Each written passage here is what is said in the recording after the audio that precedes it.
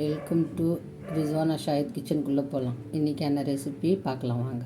3 குடமிளகாய் எடுத்திருக்கேன், நெய் எடுத்திருக்கேன், சுகர் எடுத்திருக்கேன், முந்திரி திராட்சை எடுத்திருக்கேன், கார்ன்ஃப்ளவர் மாவு எடுத்திருக்கேன்.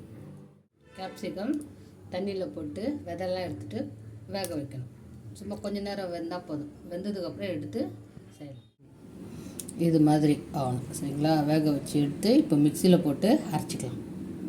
இப்போது நம்ம ஃபஸ்ட்டு கொஞ்சம் ஒரு 2 ஸ்பூன் நெய் சேர்த்து சூடானதுக்கப்புறம் முந்திரி திராட்சை போடலாம். முந்திரி போடலாம்.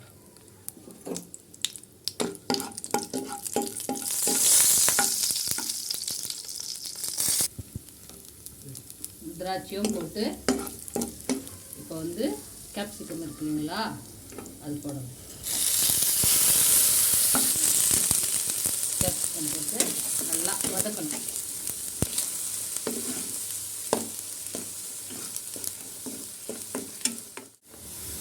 நல்லா வதங்கினதுக்கப்புறம் நம்ம கரைச்சி வச்சுருக்கோம் இல்லைங்களா கார்ன்ஃப்ளவர், அது இதில் போட்டுடலாம். போட்டு அது கொஞ்சம் நேரம் அப்புறமா சுகர் சேர்க்கலாம்.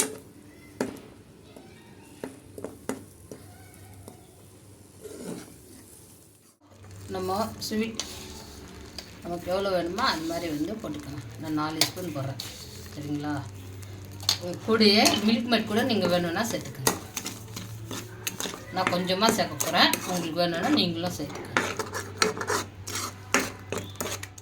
மாதிரி நல்லா சுண்ட அல்வா ரெடி.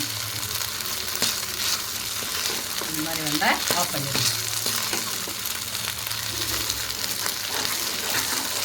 குடமிளகாய் அல்வா ரெடி ஆகிடுச்சு. நீங்களும் வீட்டில் செஞ்சு சாப்பிட்டு எப்படி இருக்குன்ட்டு கமெண்ட்ஸில் சொல்லுங்கள். லைக் பண்ணுங்கள், ஷேர் பண்ணுங்கள்.